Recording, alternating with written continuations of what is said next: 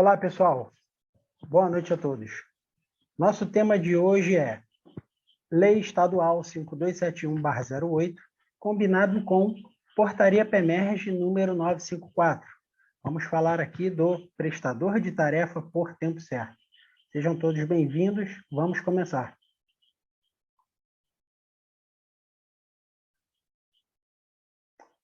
A Lei 5271/08 instituiu, no âmbito do Estado do Rio de Janeiro, a prestação de tarefa por tempo certo na Polícia Militar e no Corpo de Bombeiros Militar.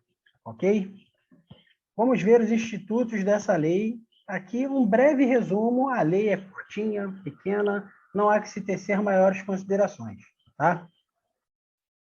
O que a lei fala? Que a adesão ao programa de prestação de tarefa por tempo certo, ela se dá através de adesão voluntária.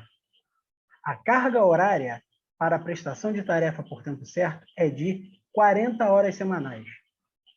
E o processo seletivo? Como é que se dá esse processo seletivo para o policial militar que é da reserva remunerada, tá? E quer se tornar prestador de tarefa por tempo certo? É um processo seletivo simplificado, consiste somente em um chamamento público, através de um edital de chamada pública, e um processo seletivo, ok? Esse processo seletivo simplificado visa aferir as condições psicológicas e físicas para verificar a capacidade para o serviço. Antes de entrar propriamente dito na tarefa por tempo certo, eu queria destacar para você que tarefa por tempo certo é um regime de contratação excepcional de trabalho, tá?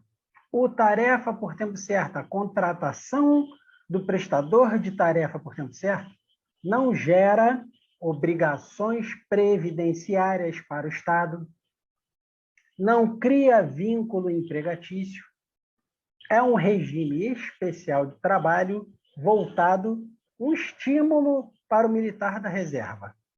Ok? Benefícios. O Prolabore, que é um adicional correspondente a 20% lá dos proventos do inativo, e todos os outros benefícios previstos em legislação trabalhista. Nós não temos direito do trabalho militar, então nós acompanhamos aqui as inovações oriundas do direito do trabalho. 1/3 de férias, 13º salário. Na mesma data que a corporação, que a Polícia Militar sofreram um reajuste, esse prolabore do tarefa por tempo certo também será majorado, tá? Mais uma vez, ressaltando que a tarefa por tempo certo não gera obrigações trabalhistas para o Estado e não incidem contribuições previdenciárias sobre esse adicional prolabore. Tudo bem? Seguindo em frente, a grosso modo, já falei aqui praticamente tudo que está contido na Lei 5271/08 e houve a necessidade da Polícia Militar regulamentar de que maneira essa lei seria cumprida, seria colocada em prática. Tudo bem? Quem pode prestar tarefa por tempo certo? Os policiais militares da reserva remunerada e, em condições especiais, os reformados. Quando que o reformado pode prestar tarefa por tempo certo? Em primeiro lugar, esse reformado não pode ter sido reformado por sentença proveniente lá do Código Penal Militar. Não pode ter sido reformado por decisão do Conselho. Esse reformado, ele deve estar na condição de reformado, podendo prover meios de subsistência. E um detalhe, o reformado só pode ser contratado em detrimento dos demais policiais militares da reserva remunerada, se restar provado inequivocamente que o seu currículo, que a sua expertise, que a sua experiência profissional é superior às dos demais candidatos. Deixa eu dar um exemplo. Vamos supor que lá no BOPE, o policial militar realizava lá a manutenção de equipamentos de visão noturna. Óculos de visão noturna, tinha lá o policial militar que fazia a manutenção desses equipamentos. E ele sofreu um acidente, não foi transferido para a reserva remunerada. Ele foi reformado, podendo prover meios de subsistência. E aí o BOP resolve solicitar ao órgão competente a inclusão de uma vaga para prestador de tarefa por tempo certo lá no BOP. E aí esse companheiro que é reformado, ele se candidata. No processo seletivo, ficou comprovado que, embora esse policial seja reformado, o currículo, a expertise, a experiência profissional dele é maior, o currículo dele é melhor, a quantidade de capital intelectual que ele reúne é maior que a dos demais policiais militares da reserva. Nesse caso específico, ele pode ser contratado. Quem não pode ser prestador de tarefa por tempo certo? Que é isso que interessa saber aqui da Lei 5271/08 e da Portaria PEMERGE. Quem pode ser o tarefa por tempo certo e quem não pode? Quem não pode? Aqueles que estiverem convocados para o desempenho de cargo ou comissão na PEMERGE. Assessores técnicos, conferencistas, cadastrados no banco de talentos como instrutores. Por exemplo, vamos supor que lá na Diretoria de Finanças da Polícia Militar exista lá um policial militar da reserva contratado como assessor técnico para assuntos de contabilidade. Esse assessor técnico não pode, cumulativamente, prestar tarefa por tempo certo, receber o prolabore como tarefa por tempo certo. Ok? Da mesma maneira, o policial da reserva, cadastrado no banco de talentos como instrutor, também não pode. O inativo decorrente de decisão de conselho, conselho de justificação, conselho de disciplina, comissão de revisão disciplinar. Os membros do conselho, em razão de uma conduta praticada pelo servidor, declararam que ele está incapaz de permanecer no serviço ativo, que ele é culpado das acusações que lhe foram feitas e decidem que ele deve ser reformado administrativamente. Esse reformado, por essa situação disciplinar, digamos assim, não pode ser prestador de tarefa por tempo certo. Tudo bem? O acusado ou indiciado em processo criminal de competência da justiça comum ou militar, por razões óbvias, também não pode ser tarefa por tempo certo. Tudo bem? Considerações gerais, já falei sobre a contratação do reformado. Atividade exercida. Primeiro passo, pessoal. O tarefa por tempo certo, ele não tem alterada a sua situação policial militar. Ele é contratado para prestação de tarefa por tempo certo. Ele permanece como inativo, permanece na reserva remunerada, ou, naquela situação excepcional que eu falei, permanece na condição de reformado. Tarefa por tempo certo não usa farda. Tarefa por tempo certo exerce atividade meio, atividade administrativa. O tarefa por tempo certo não pode ser escalado em atividade fim, não pode ser escalado em policiamento ostensivo extraordinário. Ok? Normas trabalhistas e tempo de duração de serviço. As normas trabalhistas são as que estão em vigor pela consolidação das leis trabalhistas, CLT. Tempo de duração do serviço. Prazo inicial e prorrogação. Tempo total de duração da prestação de tarefa por tempo certo. 9 anos. Ok? Período inicial, 3 anos. E o prestador ou a administração pode solicitar mais 2 prorrogações por igual período, ou seja, mais 2 prorrogações de 3 anos também, totalizando 9 anos ao final. Com 9 anos, tarefa por tempo certo pode ficar até 9 anos. Com 9 anos, ele é desligado das suas atividades e permanece lá na condição de reserva remunerada, volta para casa. Tudo bem? Como é que se dá essa prorrogação? O período inicial da prestação de tarefa por tempo certo são 3 anos. E aí, com 2 anos e 11 meses, já está próximo de expirar o primeiro período, a administração pública, através lá do comandante da unidade que está prestando tarefa por tempo certo, solicita o quê?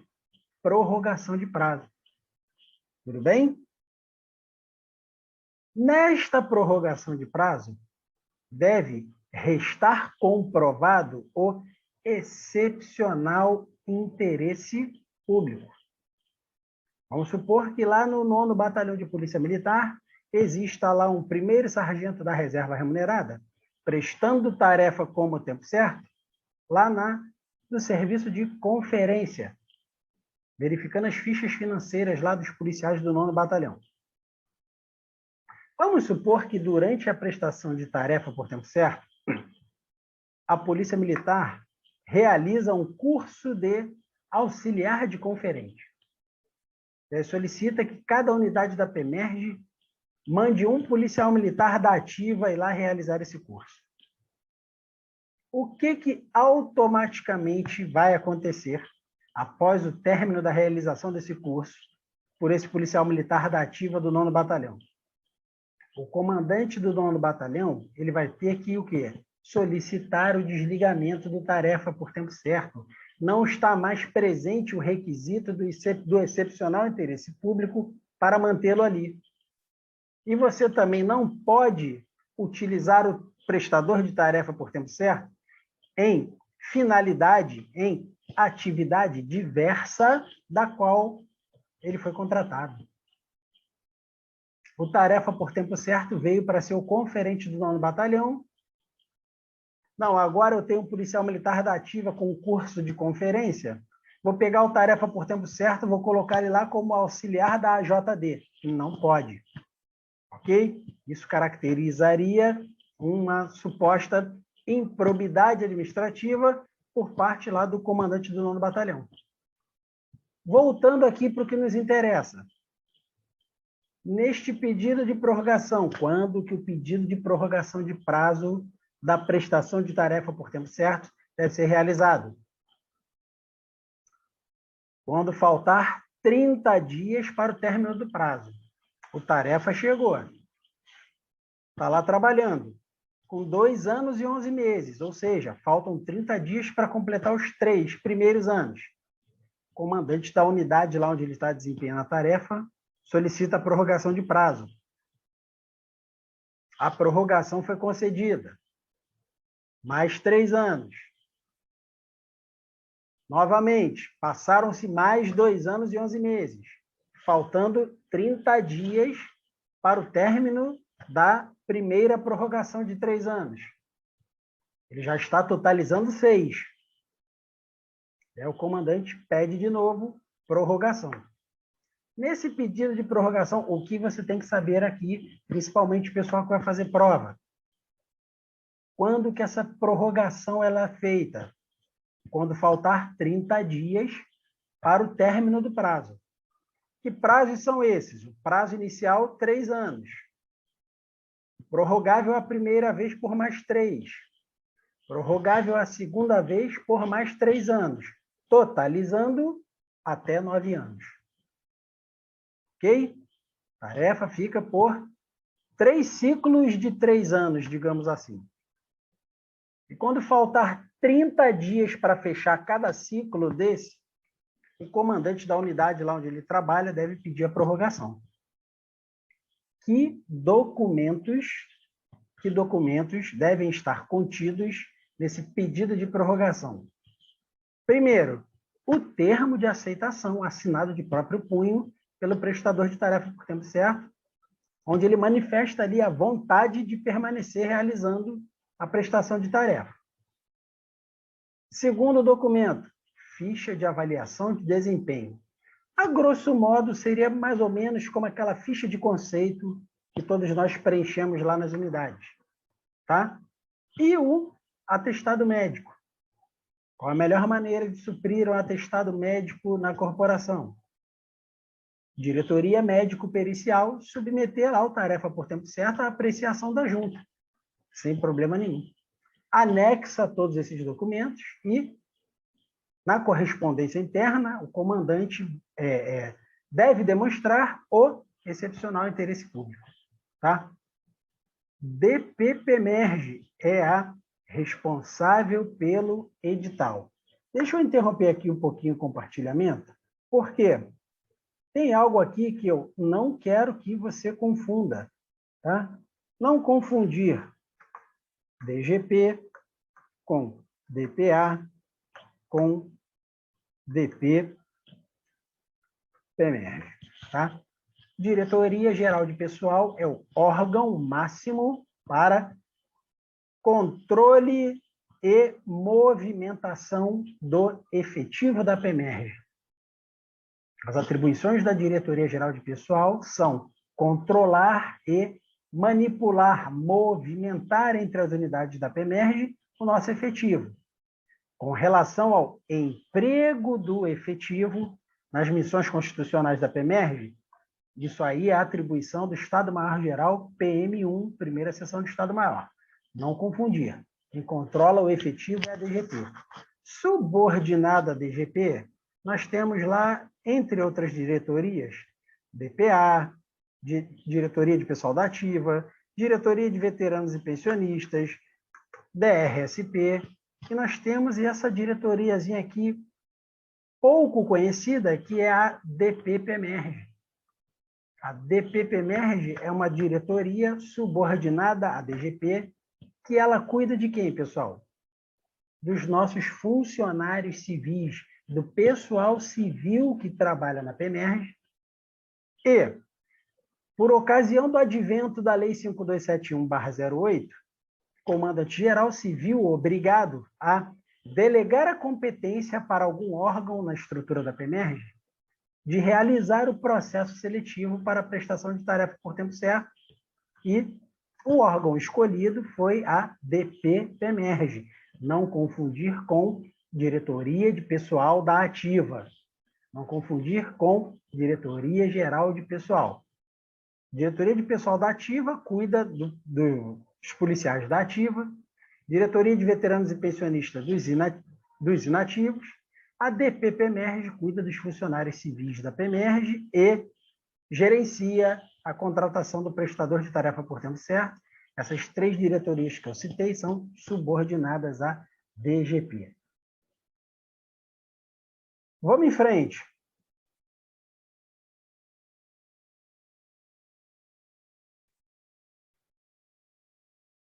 Documentação exigida.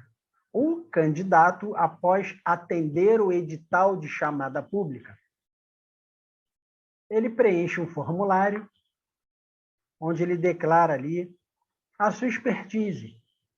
Por exemplo, mecânico de motocicleta, conferente, auxiliar da Assessoria de Justiça e Disciplina, brigada, abastecedor, eletricista, enfim. Ele vai declarar ali as competências profissionais que ele possui e vai fazer a opção de unidade. Lembrando que não é obrigatório que o prestador de tarefa por tempo certo desempenhe a prestação de tarefa na unidade dele de quando ele era da ativa ou ainda na unidade mais próxima da residência. Tudo bem? Documentação exigida no processo seletivo. Boletim de inatividade, tá? Atestado médico e documentos pessoais. Para efeitos de processo seletivo, considera-se como formação escolar toda a vida do policial militar até o ensino médio. Formação acadêmica. Graduação, pós-graduação, mestrado, doutorado. Tudo isso aí é atribuído a uma pontuação ao policial militar. E formação complementar. Cursos de qualquer área do conhecimento humano, totalizando até 390 horas. 390 horas aula de carga horária. Ok? E a experiência profissional. Isso aqui é para fazer o ranqueamento de cada candidato. Formação escolar. O candidato apresentou lá o diploma de ensino médio, ganhou um pontinho lá. Apresentou um diploma de graduação em Direito. Comprovou formação acadêmica, mais um ponto. Ele está se candidatando a mecânico de motocicletas, aí ele apresenta lá o curso de mecânico de motos da Yamaha do Brasil. Vai ganhar mais um pontinho. E a experiência profissional? O que é experiência profissional para efeitos de ranqueamento dos candidatos à prestação de tarefa por tempo certo? Cada período de 6 meses passados no desempenho dessa função específica equivalem a uma experiência profissional. A grosso modo, será atribuído um ponto por cada 6 meses passados, né, desempenhando esse papel. Comissão de avaliação e seleção. Uma pequena ressalva aqui, tá, pessoal? Não confundir comissão de avaliação e seleção dos prestadores de tarefa por tempo certo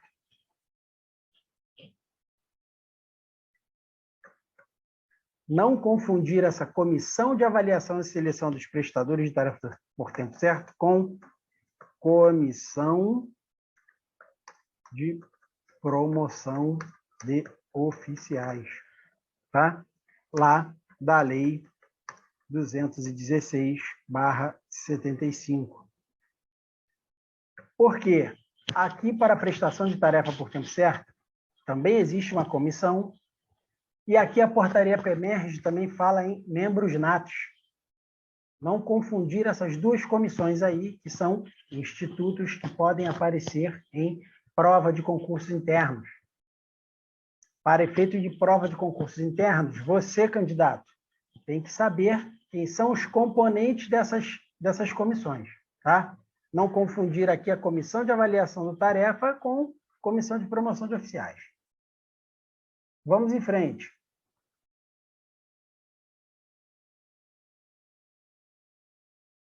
Quem são os 3 membros natos? O subchefe da DP-PEMERGE, o chefe da seção de gestão do prestador de tarefa por tempo certo. Lá na estrutura da DP-PEMERGE existe essa seção que gerencia toda a prestação de tarefa por tempo certo na PEMERGE, tá? E um oficial indicado pela DGP. Nada impede que o coronel PM, diretor-geral de pessoal, indique, por exemplo, para ser membro nato da comissão de avaliação e seleção da tarefa por tempo certo, o diretor de pessoal da ativa, o diretor de veteranos e pensionistas, o diretor de recrutamento e seleção de pessoal, tá? E ainda mais 3 membros transitórios, não sendo especificados aqui se oficial ou se praça, enfim. Essa é a comissão de avaliação e seleção. Tudo bem?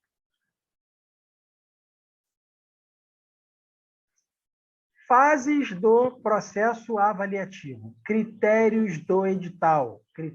Você não cumprir os critérios exigidos pelo edital, não se apresentar no prazo correto, isso fará jus à sua eliminação. Você estará eliminado do processo seletivo. A segunda fase é a apresentação da documentação. Identidade, CPF, Carteira Nacional de Habilitação, formação escolar, diploma do ensino médio, formação acadêmica, diploma de graduação, formação complementar, lá curso técnico lá de bombeiro hidráulico lá no Senai, enfim. Experiência profissional. A experiência profissional, como é que você pode comprovar a experiência profissional? Através de boletins da corporação, onde você foi classificado no desempenho daquele cargo ou função específica. Tudo bem? Após feito tudo isso, arrecadados esses documentos, a comissão de avaliação e seleção vai fazer a análise, tá? Vai ranquear esses candidatos lá na fase 4, vai estabelecer lá um critério de classificação. Detalhe, grau hierárquico não é critério de ranqueamento. Nada impede que um primeiro sargento da reserva remunerada, na hora de se candidatar a uma vaga de prestador de tarefa por tempo certo, ele tenha uma pontuação maior que um capitão QOA, por exemplo. Tudo bem? Resultado parcial, a lista ali dos pretensos aprovados no processo seletivo. Fase de interposição de recursos, vamos falar um pouquinho mais adiante, e divulgação do resultado final. Da seleção. Como é que é esse processo seletivo? O candidato deve comprovar que possui formação escolar, acadêmica, formação complementar. Eu falei que cada período de 6 meses consecutivos no desempenho da atividade contaria ali como uma experiência profissional, um pontinho. Ok? Informações incorretas são verificadas. Tá? São informados os critérios de seleção e pontuação.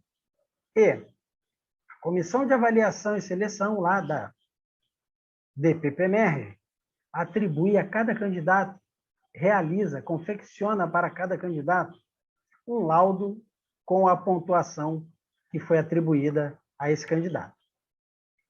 Critérios de desempate, presta atenção nisso aqui. Isso aqui pode aparecer no teu concurso.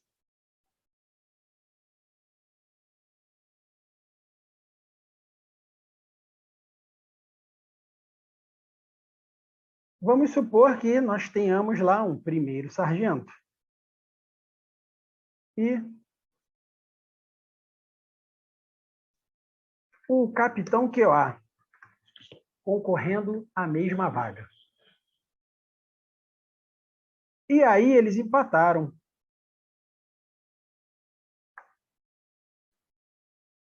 Obtiveram ambos.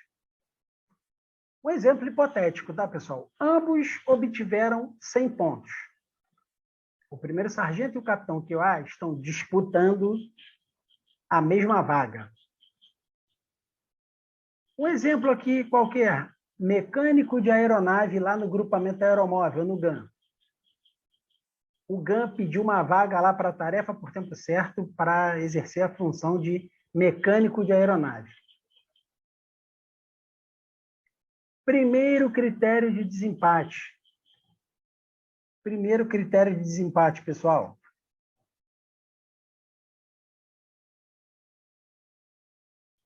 Maior pontuação na experiência profissional. Esse é o primeiro critério de desempate. Mostrei lá. O primeiro sargento e o capitão estão empatados, estão com 100 pontos. Como é que a gente desempata eles? Eles estão concorrendo à mesma vaga. Maior pontuação na experiência profissional. Como é que seria isso?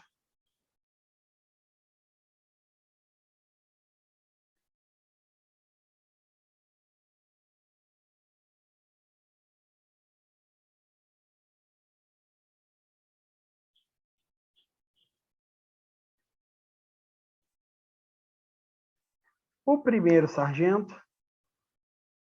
está com 100 pontos.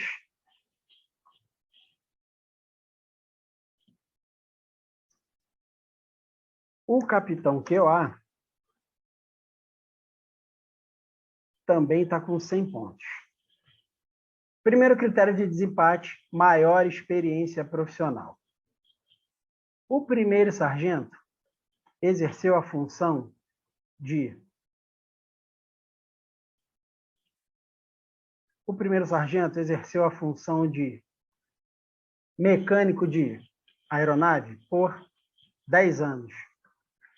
Ou seja, 10 anos equivalem a 20 períodos de 6 meses.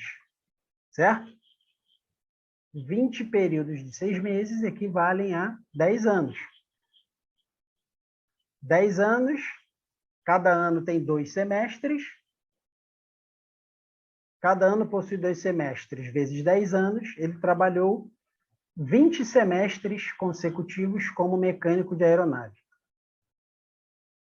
E aqui o capitão Kioá, que também estava com 100 pontos, trabalhou só durante 6 anos como mecânico de aeronave. Ou seja, cada ano 2 semestres, 2 semestres vezes 6 anos, 12 anos. Nesse caso aqui específico, o primeiro sargento possui maior experiência profissional que o capitão Kioá.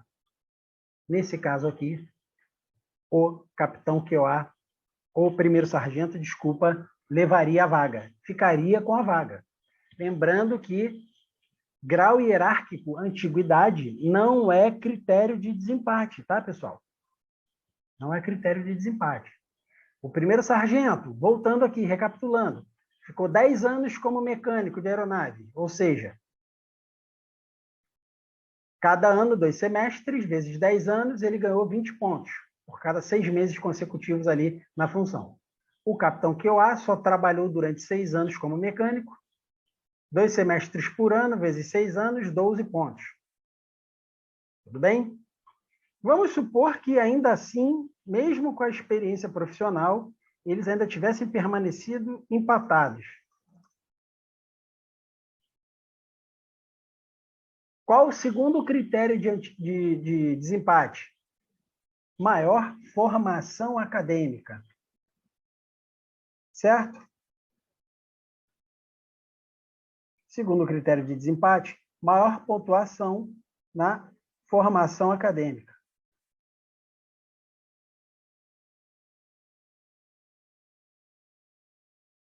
Então, vamos supor que eles estão lá empatados. Primeiro sargento, capitão Kioá,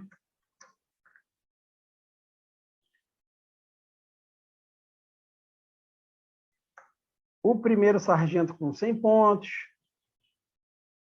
o capitão Kioá também.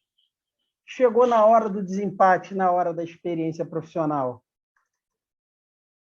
Ambos permaneceram empatados. Maior pontuação na formação acadêmica. O primeiro sargento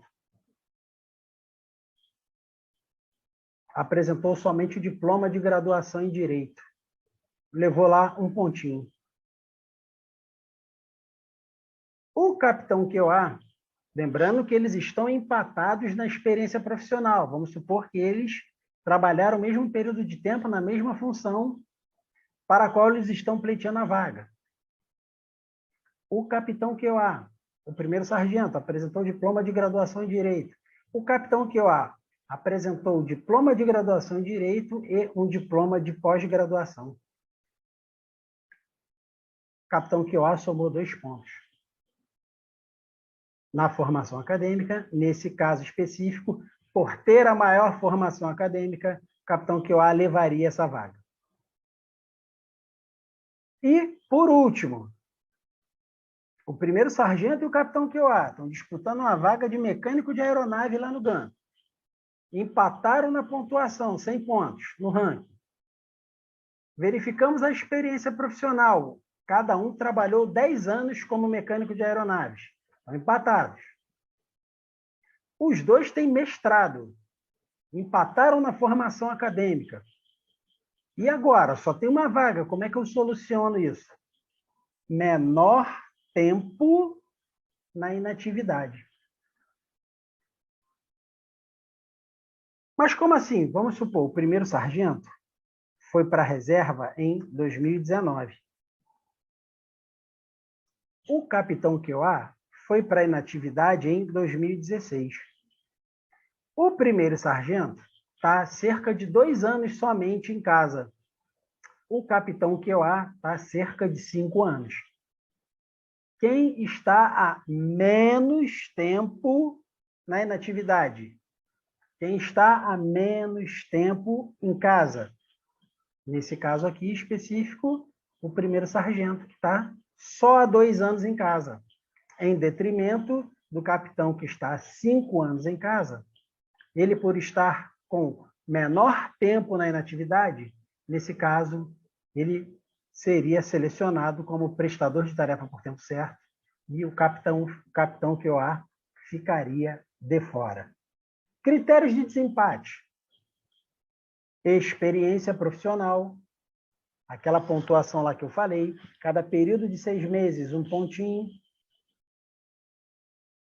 O cara ficou 10 anos no desempenho da função, ele vai levar 20 pontos. 2 pontos por ano, ou seja, 2 pontos pelos 2 semestres, 1 ponto por semestre. Experiência profissional. Formação acadêmica, graduação, mestrado, pós. Ainda assim, permaneceram empatados 2 candidatos, independente da graduação do posto. Temos que verificar quem está há menos tempo em casa, para decidir quem vai ficar com a vaga.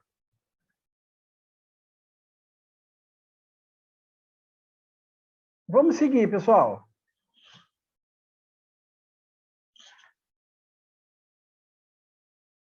Recursos.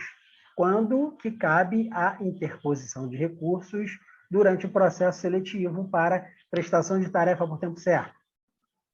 O recurso cabe, no primeiro momento, pelo fato do candidato não ter sido selecionado, ou seja, edital de chamada pública, prazo lá para apresentação de documentação, e aí sai a relação dos inscritos e não aparece o nome de determinado candidato.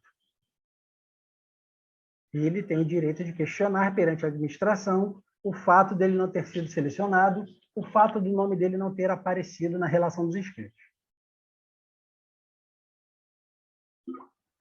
Qual o segundo momento onde cabe a apresentação de recursos? Pela pontuação atribuída. Por quê? O candidato à prestação de tarefa por tempo certo, ele vai ler o edital. Ele vai saber as regras do jogo. Opa! Minha formação escolar, meu ensino médio me dá 1 pontinho. A minha graduação lá, minha pós-graduação, me dá mais 2 pontinhos lá a título de formação acadêmica. Caramba, aquele curso lá de informática que eu fiz há tantos anos atrás, me dá 1 pontinho lá na formação complementar. Além disso, eu fiquei 10 anos lá como na tesouraria do 15º Batalhão. O candidato ele já faz ali mais ou menos uma ideia, já faz mais ou menos uma conta baseada no edital de quantos pontos ele vai somar durante o processo seletivo.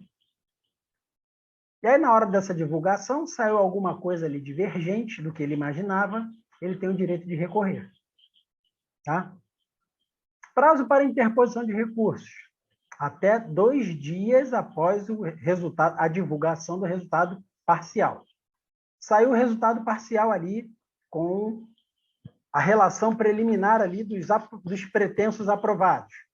Nos 2 dias úteis seguintes, após a divulgação do resultado parcial, o candidato pode recorrer. Terminado o prazo para a interposição de recurso, esses 2 dias, o julgamento será realizado em até 5 dias úteis. Eliminação do processo seletivo. O candidato que apresentar conduta incompatível, não preencher os requisitos mínimos previstos no edital, não cumprir prazos e fases do edital. Vamos supor que o edital de chamada pública para a prestação de tarefa por tempo certo diga que as inscrições estarão abertas de 1º a dia 5 de outubro. Aí o candidato chega lá no dia 6, caramba, não deu para vir ontem, mas eu vim hoje.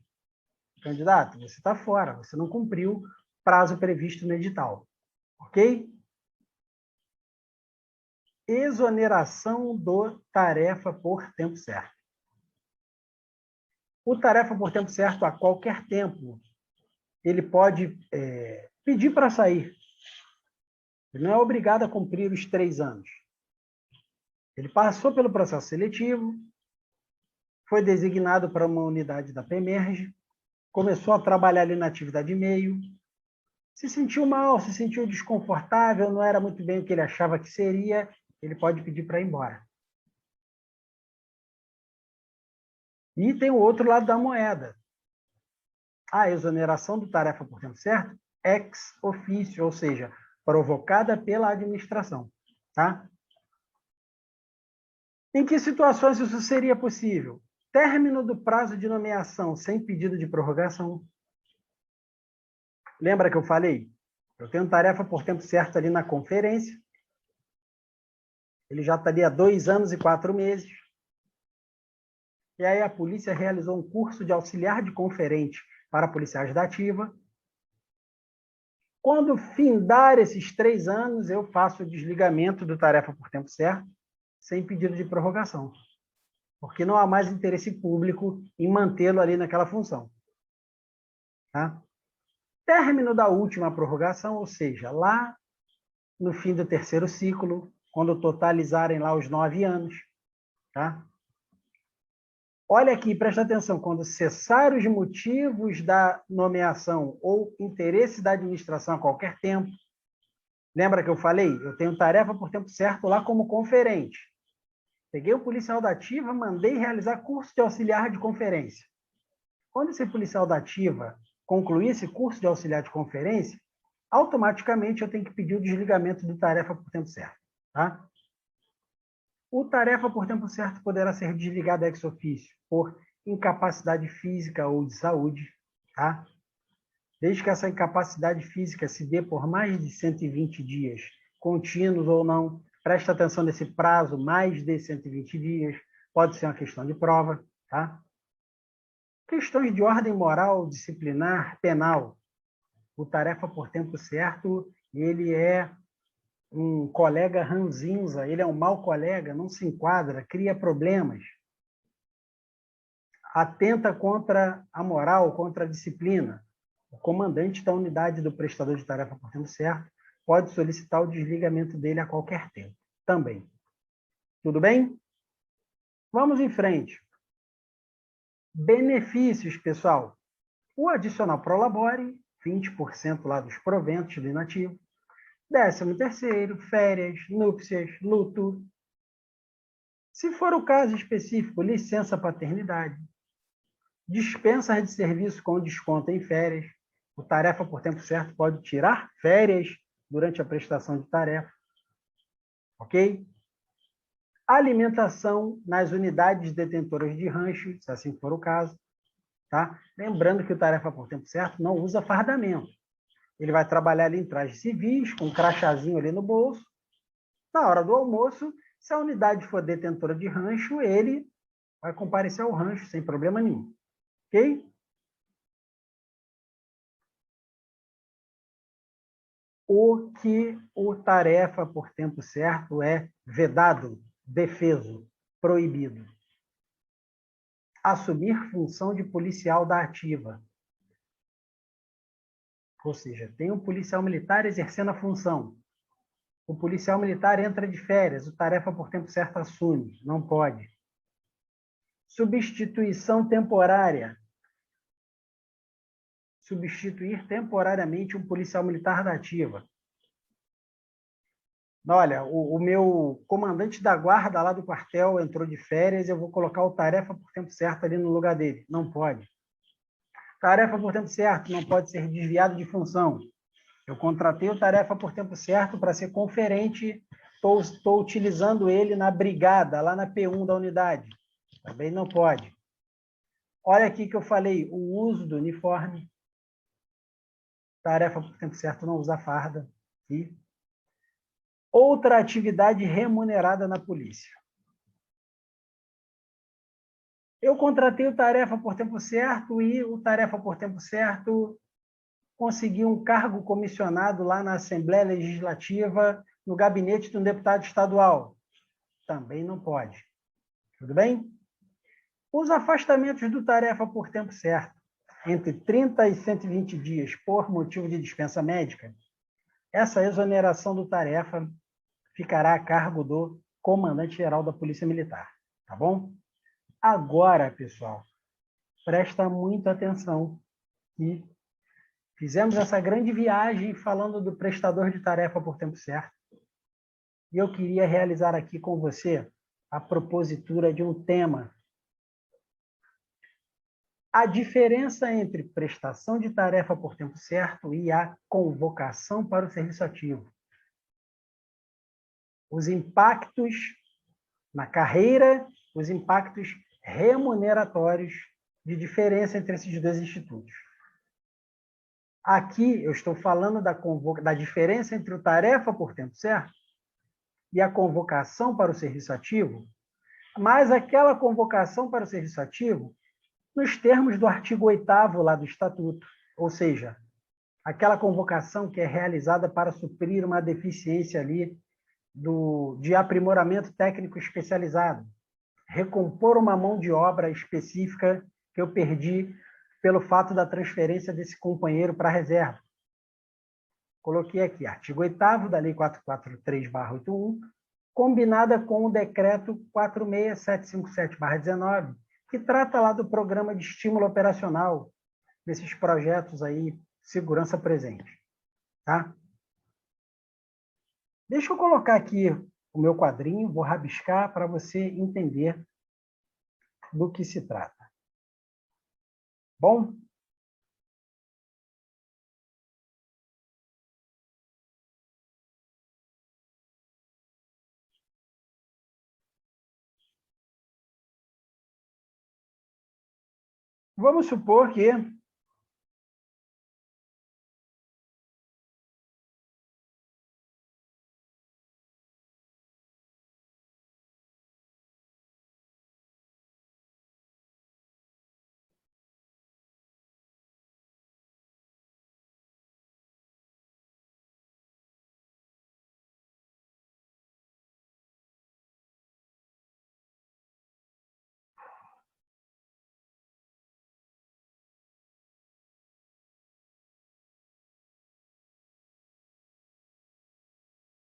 Vamos supor que eu tenho lá no HCPM uma policial militar que é especialista em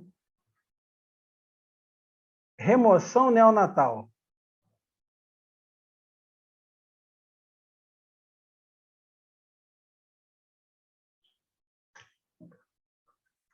Remoção neonatal.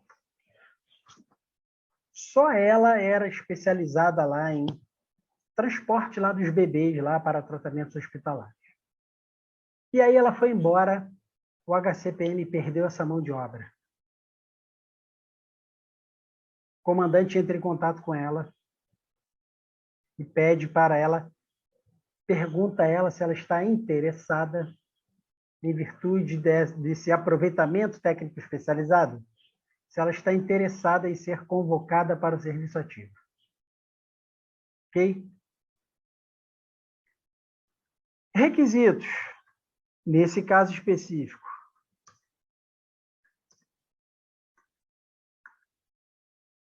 Aceitação voluntária.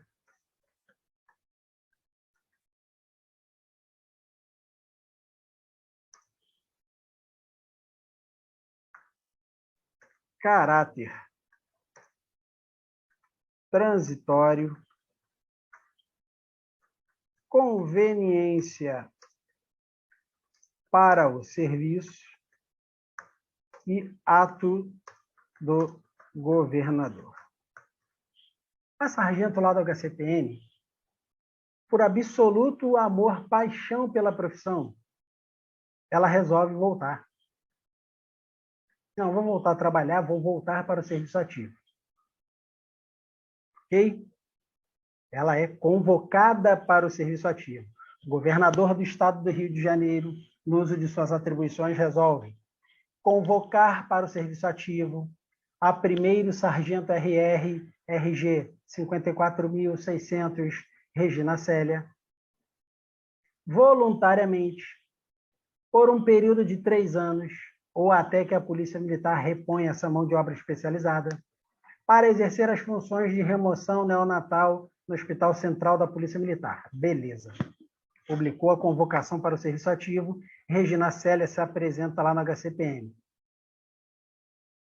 Primeira coisa que vai acontecer. Ela é literalmente alterada a situação funcional dessa policial militar.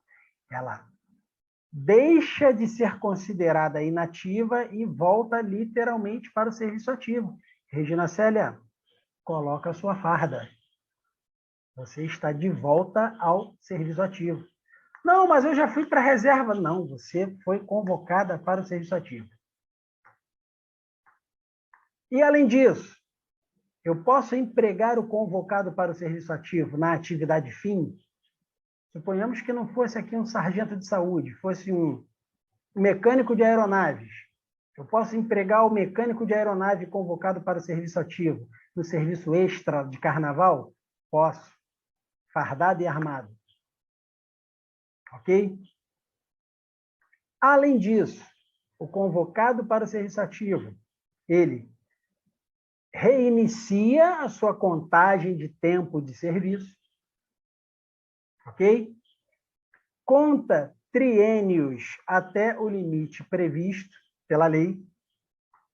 O convocado para o serviço ativo só não concorre à promoção. Não ingressa em quadro e não concorre à promoção. Esses são os efeitos aí para a carreira. E o impacto remuneratório? O que aconteceria com esse convocado para o serviço ativo? Principal impacto remuneratório, pessoal.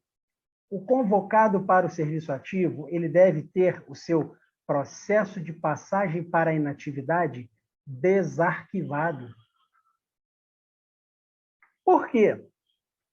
Isso aqui é um tópico lá de lei de remuneração, lei 279/79. E esse instituto que eu vou falar aqui para você está lá na lei 658/83 do Rio de Janeiro. Na ativa, nós recebemos auxílio moradia. Quando somos transferidos para a inatividade, tem lá aquele cálculo, aquele espelhamento, aquele termo de investidura, sai do contra-cheque o auxílio moradia e entra o que lá, pessoal? Adicional de inatividade.